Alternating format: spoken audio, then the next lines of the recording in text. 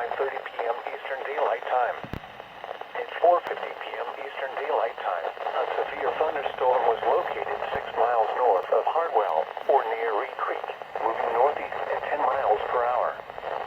Hazard, 60 miles per hour wind gusts and quarter-size hail. Source, radar indicated. Impact, minor hail damage to vehicles is expected. Expect wind damage to trees and power lines. Locations impacted include Reed Creek, Anderson Airport, Lake Hartwell, Townville, Fairplay, Sadler's Creek State Park, Hartwell, Oakway, Anderson, and Seneca. Scattered trees and power lines will be blown down in the warned area. Seek shelter inside an interior room. Lake Hartwell is in the path of the storm. Get away from the water and seek shelter in an interior room in the nearest shelter. If you can hear thunder, you are close enough to be struck by lightning.